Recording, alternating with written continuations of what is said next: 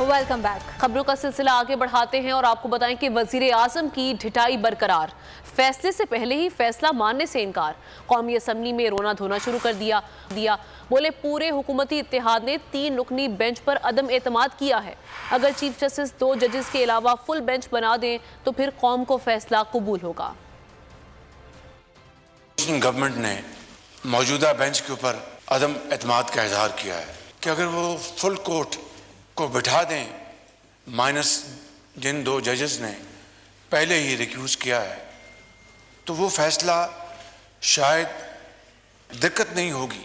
इस बेंच से फैसला करवाना मैं समझता हूँ कि इंसाफ के तकाज़ों के 100% मुनाफी है। इस मुंतखब ऐवान को अपनी मारूज़ात पेश की थी। ऑनरेबल चीफ जस्टिस ने कहा कि असेंबली में एक शख्स या कुछ लोग जेलें काट कर वहाँ पर तकरीरें कर रहे हैं। इंसाफ पसंद माशरे में जज के हाथों एक बहुत तहकीर की बात है। उसके पास और कोई दिन में काम करने को नहीं था। किस तरह ऑपोजिशन के लीडर्स को जेलों में भिजवाया जाए। अदालत में नाकामी, नून लीग के रहनुमाओं की कांपे टांगने लगी। मरियम नवाज खुली धमकी पर उतर आई। अब 2018 जैसे हालात नहीं हैं, लाडले को अब मज़ाहमना करना पड़ेगा। मरियम ने इमरान खान के ट्वीट पर रद्द अमल ज़ाहिर किया है। ट्वीट किया, ये करप्शन और एहतसाब से बचने का नेटवर्क है जो अब नहीं होगा। तुम तो डूब रहे हो, नए सहूलतकारों को भी कहीं का नहीं छोड़ोगे। अदालती महाज पर नाकामी के बाद हुकूमत का यू टर्न। वजीर कानून ने कौमी असम्बली में कहा कि हमने अदालत के बॉयकॉट का फैसला नहीं, अदम एतमाद जाहिर किया था। वजीर कानून ने अदालती फैसला आने से पहले ही अपना फैसला भी सुना दिया। कहा उजलत में फैसला सुनाया गया तो नहीं माना जाएगा। केस 3 के मुकाबले में 4 का अक्सरियत से डिसमिस हो चुका। कहा गया कि आप पहले तहरीरी तौर पे लेके आए कि जी हमने बाइकआउट नहीं किया। उसकी वजाहत हमारे वकला ने वहाँ पे की और उन्होंने कहा कि जी बात जितनी है तहरीरी तब दें जब ये बात लिखी गई हो। हमने ये तय कर रखा है कि हमें बेंच की कॉन्स्टिट्यूशन पे तहफ़्फ़ुज़ात है और हमारे तहफ़्फ़ुज़ात दूर होने तक ये क्वेश्चन ऑफ मेंटेनेबिलिटी से मुतल्लिका हैं वो दूर किए जाएँ। उस तक आप ये मौखर करें। जब 4 के 3 से एक फैसला आ चुका है, ये प्रोसीडिंग्स एक 3 रुकनी बेंच के सामने काबिल समात नहीं है तो ये प्रोसीडिंग्स ड्रॉप कर दी जाए। ये फैसला हुआ था कि ये जो मौजूदा बेंच है इसके ऊपर अदम एतमाद का इजहार किया जाएगा। बाइकआउट का कहीं लफ्ज इस्तेमाल नहीं हुआ। ये बात जो अभी लॉ मिनिस्टर ने फरमाई है ये बिल्कुल 100% दुरुस्त है। And I am here to fully endorse what is saying in this behalf. Noon league अदलिया मुखालिफ मुहिम से बाज नहीं आई। मरियम औरंगजेब भी जहर उगलने लगी। फवाद चौधरी दिफा में सामने आ गए। वज़ीर इत्तलात बोली, हमने 3 रुकनी बेंच पर अदम एतमाद का इजहार किया। PDM ने बेंच पर अदम एतमाद की तौसीक की। फवाद चौधरी का भी करारा जवाब। कहा हुकूमत का बाइकआउट का ऐलान उनके अपने ही गले पड़ गया। ये सुबह से माफिया मांग रहे हैं। सुनी जा रही है समात हो रही है और इसके ऊपर हमने अदम एतमाद का इजहार किया। वो पहले ही रिक्यूज कर चुके हैं मॉडर्न टैलेंट। वो समात के बेंच का हिस्सा नहीं थे तो वो इम्प्लीमेंटेशन बेंच का हिस्सा कैसे हो सकता। सबसे पहले तो हमने सुना कि हुकूमत ने बाइकआउट कर दिया। 2 दिनों में या 3 दिनों में हुकूमत ने जो पोजीशन ली थी मीडिया के ऊपर कि हम बाइकआउट कर रहे हैं, ये हुकूमत उससे पीछे हट गई। एक वक्त में मुल्क के अंदर इलेक्शन होने चाहिए जो मुल्क का आइन भी कहता है। हमने अदम एतमाद ऑलरेडी कर दी है और फैसला होना ही नहीं चाहिए, कोई समात ही नहीं होनी चाहिए।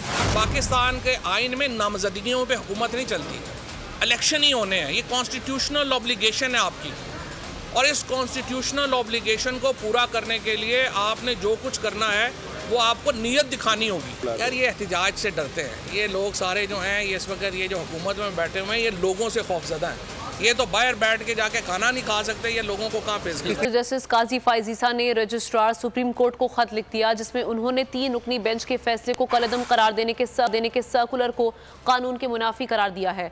उन्होंने सर्कुलर वापस लेने और रजिस्ट्रार से ओहदा तलबा किया है।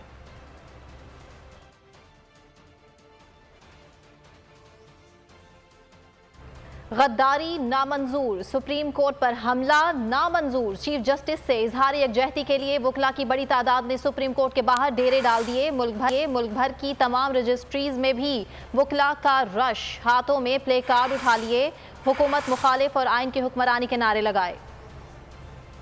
कानून की हुक्मरानी, आइन की बालादस्ती, सुप्रीम कोर्ट और चीफ जस्टिस से इजहार यकजहती, वकला मैदान में आ गए। कोर्ट वाले मुल्क के मुख्तलिफ शहरों में रुकावटें अबूर करते हुए सुप्रीम कोर्ट पहुंचे। चीफ जस्टिस के हक में रैली निकाली। एक मौके पर पाकिस्तान तहरीक इंसाफ और नून लीग के वकला आमने सामने आ गए, एक दूसरे के खिलाफ शदीद नारेबाजी की। कराची में इंसाफ लॉयर्स फोरम ने कराची रजिस्ट्री के बाहर मुजाहरा किया और हुकूमत मुखालिफ नारे लगा दिए। हैदराबाद के डिस्ट्रिक्ट बार हॉल में कानून और आइन की बालादस्ती से मुताल्लिक़ तकरीब हुई। Opposition leader Sindh assembly Haleema Adil Sheikh, justice retired Noorul Haq Qureshi और वकला की बड़ी तादाद ने शिरकत की। आइन और रियासत में अवाम की हुक्मरानी, गैर आइनी हुकूमत के फैसलों के खात्मे, चीफ जस्टिस के महदूद इख्तियारात के खिलाफ 11 नुकाती करारदाद मंजूर कर ली गई। वकला ने एक पेज पर रहकर आइन की दिफा के अज़म का इयादा किया। नून लीग में आमरीत का भांडा फूट गया। पार्लिमानी रुकन ने आवाज बुलंद कर दी। कैसर शेख ने कहा कि 4 माह बाद इजलास बुलाया गया था मगर बात करने की इजाजत ना मिली। अराकीन की अक्सरियत नाराज है, बार बार बात करने की इस्तदा करता रहा लेकिन मौका नहीं दिया गया।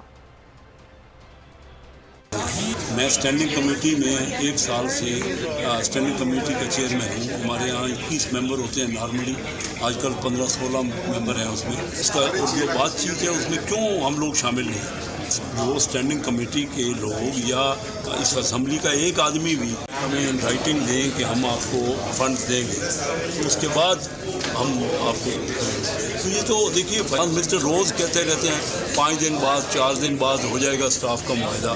तो बटन दबाया और उनकी तरफ से कहा, मेरा बटन बिल्कुल दबा हुआ था, नहीं बात करनी। मैं ये सारी बातें वहाँ खुल के, क्योंकि हमारा मुल्क इस वक्त बड़ी तकलीफ में है। आइन की हुक्मरानी के लिए वकला मैदान में आ गए। कहा, चीफ जस्टिस पाकिस्तान पर हमलों और दबाव के खिलाफ हम खड़े हैं। साबिक सदर Islamabad high court bar association Shoaib Shaheen का इस्लामाबाद में वकला कन्वेंशन से खिताब।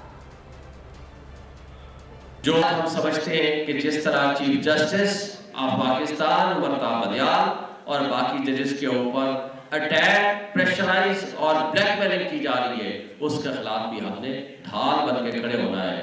पाकिस्तान की तारीख में सबसे ज्यादा माशी बदहाली आज है। पाकिस्तान की तारीख में सबसे ज्यादा पॉलिटिकल विक्टिमाइजेशन आज है।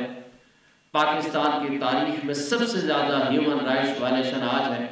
ये पैगाम देना चाहता हूं मैं पीडीएम की लीडरशिप को कि तुमने अपने ओथ की पासदारी नहीं की, हमने बर्दाश्त कर लिया, लेकिन तुम आइन से मुनहरिफ हो रहे हो। नाकाबिले बर्दाश्त है हमारे लिए, बिल्कुल बर्दाश्त नहीं करेंगे इस बात को, क्योंकि पाकिस्तान की लीगल फर्टिलिटी के लिए पाकिस्तान का आइन और अदलिया रेड लाइन है। कराची वालों पर महंगाई की एक और सितम ज़रीफी। बिजली 3 माह के लिए 6 रुपए फी यूनिट महंगी। नेपरा ने वफाकी हुकूमत की दरख्वास्त पर मंजूरी दे दी। सार्फिन से वसूलियाँ अप्रैल में और जून के बिल्स में सार्फिन पर 20 अरब का इजाफी बोझ टालने के इंतजामात मुकम्मल कर लिए गए।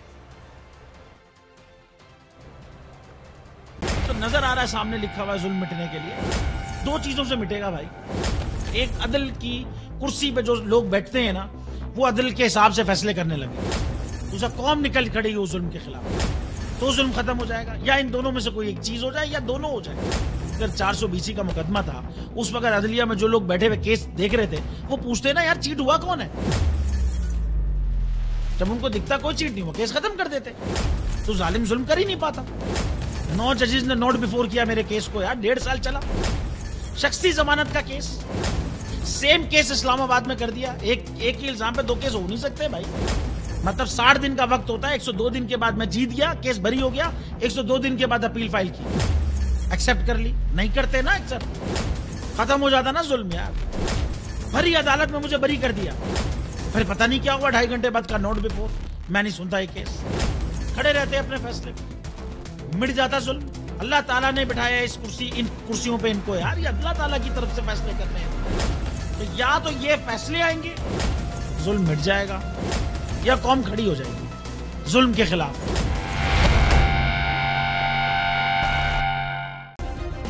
सब्सक्राइब करें और बेल दबाएं ताकि कोई खबर रह न जाए।